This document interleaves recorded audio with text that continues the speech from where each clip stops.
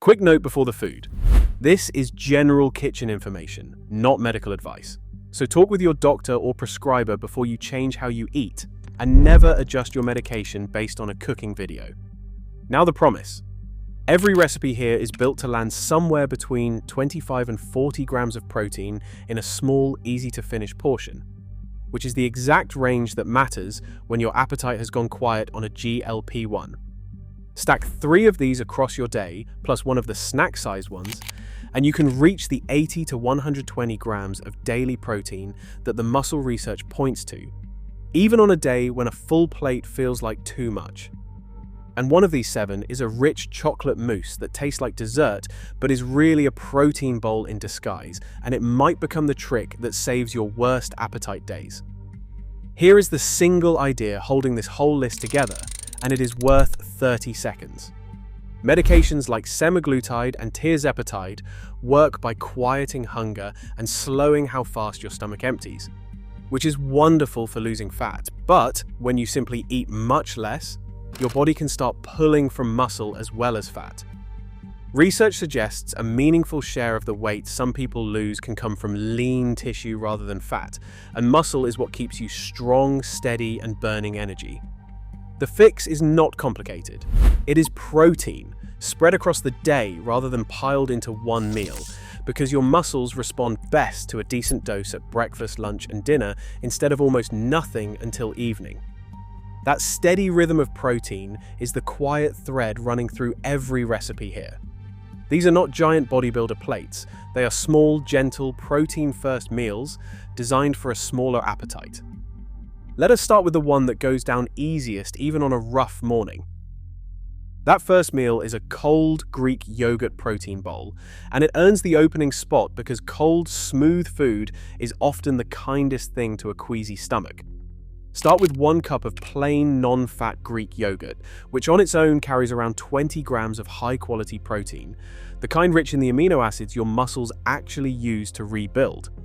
Spoon it into a bowl and stir in half a scoop of a plain or vanilla protein powder if you want to push the bowl toward 30 grams, adding a splash of milk to loosen it. Top it with half a cup of berries for a little fiber and natural sweetness, a tablespoon of chia seeds, and a small sprinkle of chopped walnuts. The berries and chia matter for more than flavor because these medications slow digestion, and constipation is one of the most common complaints. So a little fiber at breakfast quietly helps. Here is the tip that makes this work on a bad day, and it is the golden rule for eating on a GLP-1 in general. Eat the protein first. Take the yogurt down before you touch anything else on the table, because if your appetite vanishes after a few bites, you want those bites to have been the protein, not the toppings. If even 1 cup feels like too much, eat half now and keep the rest in the fridge for an hour later. Nothing about this has to happen in one sitting. One more reason this bowl is worth building often. The protein powder is optional but useful, because on the days your appetite is smallest, that half scoop lets you reach a real protein number from a portion you can actually finish. If you skip the powder, simply lean on the yogurt itself and choose the thick, strained kind, since it packs far more protein per spoonful than regular yogurt. Cold and soothing is a fine way to begin, but some mornings you want something warm and savory, and that is exactly where we are headed next.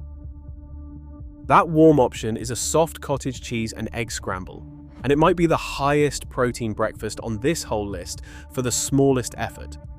Cottage cheese is having a real moment for good reason, because half a cup of the low-fat kind brings roughly 14 grams of protein and melts beautifully into eggs.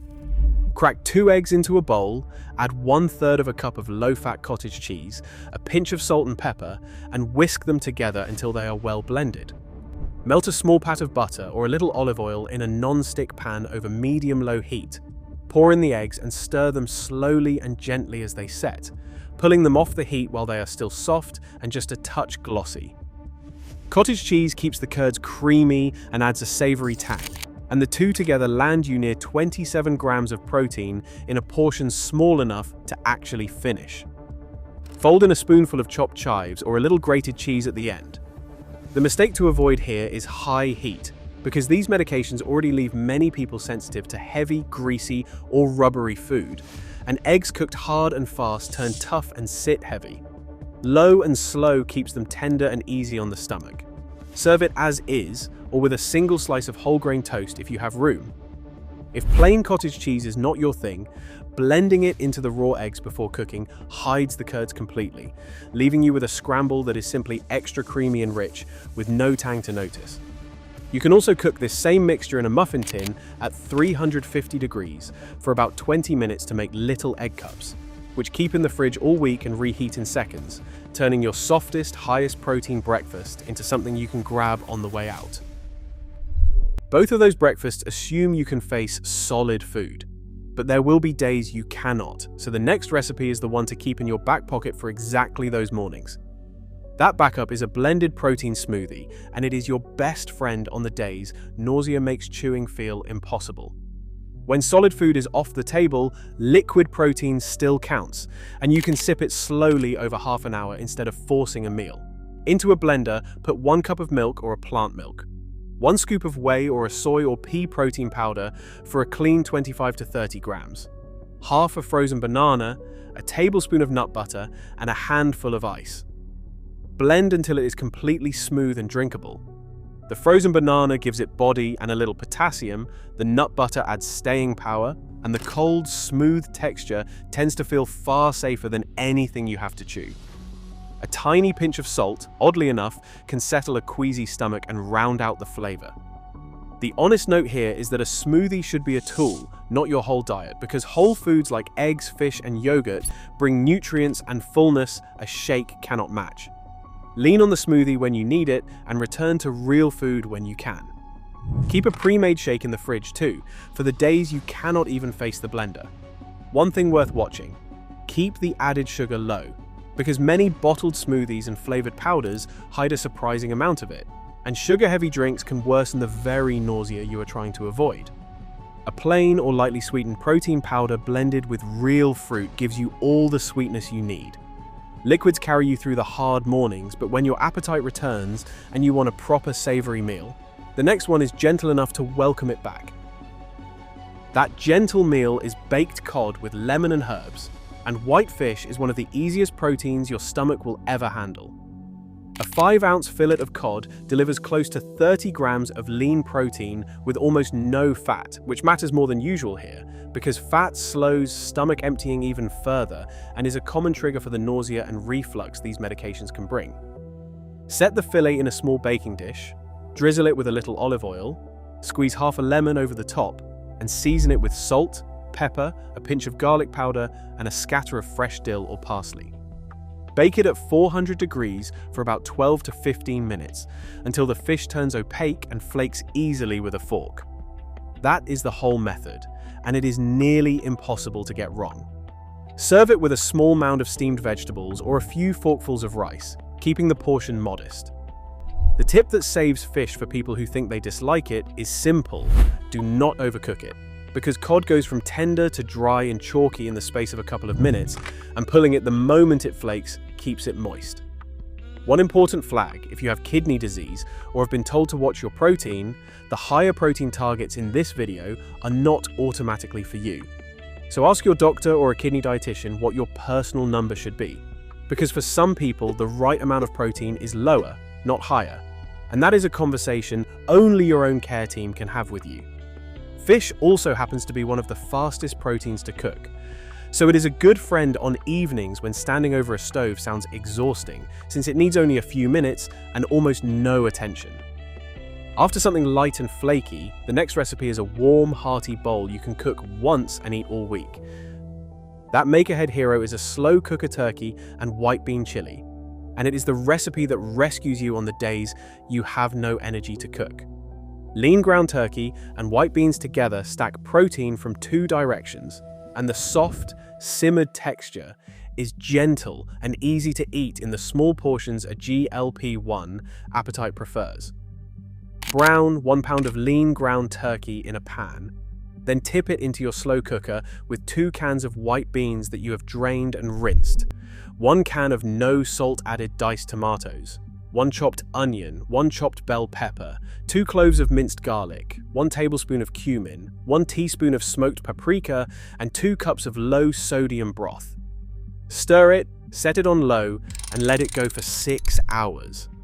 Each generous cup lands somewhere around 25 to 30 grams of protein, and it freezes beautifully in single-serving containers. Draining and rinsing the canned beans washes away a good share of the sodium, which is worth doing for anyone watching their blood pressure. The tip that makes this shine is to portion it small on purpose, because a giant bowl can suddenly feel like too much halfway through, while a modest cup topped with a spoonful of Greek yogurt instead of sour cream tastes rich and adds even more protein without the heaviness. Batch cooking like this takes the pressure off your worst days. Keeping a few single-serving tubs in the freezer means that on the evenings you have nothing left in the tank. A real protein-rich meal is one quick reheat away, which is often the difference between eating well and skipping dinner entirely. A little heat from a pinch of chili flakes can also wake up your appetite when it has gone flat, though keep it mild if spice tends to bother your stomach on this medication. A warm bowl of chili is deeply satisfying, but for a fast, no-cook lunch that needs zero planning, the next one is the answer. That no-cook lunch is a tuna and white bean salad, and it comes together in the time it takes to open 2 cans. A single pouch or can of tuna in water carries around 20 grams of protein, and paired with beans, it becomes a genuinely filling meal with no cooking at all. Drain 1 can of tuna and tip it into a bowl with half a cup of drained and rinsed white beans. Add a squeeze of lemon, a small spoonful of olive oil, a little chopped celery and red onion for crunch, and season with black pepper and a pinch of dried oregano. Fold it all together gently so the tuna stays in nice flakes rather than turning to paste. That bowl lands close to 30 grams of protein and keeps well in the fridge for a couple of days, so it doubles as tomorrow's lunch. You can eat it as is with a fork, scoop it with cucumber slices, or pile it onto a single slice of whole grain toast. The tip worth knowing is to choose tuna packed in water rather than oil, both to keep the fat down for easier digestion and because the water-packed kind flakes lighter and tastes cleaner. If you find canned tuna too strong, a pouch of salmon works exactly the same way and brings its own healthy fats. Beans do double duty in this bowl, adding protein while their fiber helps counter the slow digestion these medications cause. So, it is a smart way to look after your gut and your muscle in a single dish. If beans have been rough on your stomach during the early weeks, start with a smaller amount and build up gradually, giving your system time to adjust. That covers your savory meals from morning to night, which leaves one last recipe, and it is the surprise I promised, the one that feels like a treat. That treat is a high-protein chocolate mousse, and the twist is that it is really cottage cheese wearing a disguise. This is the recipe to reach for when nothing sounds good, and dessert is the only thing that tempts you, because it turns a craving into a protein win. Into a blender or food processor, put 1 cup of low-fat cottage cheese, 2 tablespoons of unsweetened cocoa powder, a scoop of chocolate protein powder, a splash of milk, and a little honey or a pinch of sweetener to taste. Blend it and keep blending until every last curd disappears and the whole thing turns thick, glossy, and genuinely mousse-like. That patience is the entire secret, because a quick blend leaves it grainy while a long one makes it silky, so let the machine run a full minute or 2. Spoon it into a small dish and chill it for 20 minutes if you can wait that long. 1 bowl carries well over 20 grams of protein and tastes like a proper chocolate pudding, which is exactly why it works. Because on the days a GLP-1 has stolen your appetite, a small cold bowl of something sweet often goes down when nothing else will. Top it with a few raspberries or a sprinkle of dark chocolate shavings. Use it as a dessert, an afternoon snack, or a rescue when dinner felt impossible. If chocolate is not your favorite, the same trick works with a spoonful of vanilla and a little cinnamon, or blended with frozen berries for a fruit version so you can keep it interesting across the week. So, there is your full day of eating, 7 small meals, built for a quiet appetite, each one anchored on protein.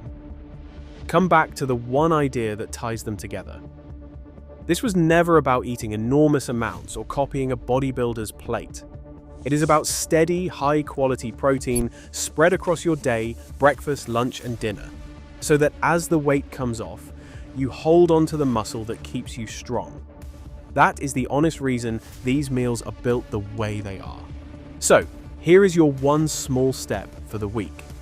Pick a single, easy protein, whether that is Greek yogurt, eggs, or a shake, and make sure it is the very first thing you eat at your next 2 meals, before your appetite fades. Protein first, in small doses, most days. Pairing that habit with a couple of short strength sessions each week gives your muscles an even better reason to hold on, though even the food alone is a real step forward. Keep the portions gentle, the textures soft, and let that quiet, steady habit protect your strength while the medication does its work.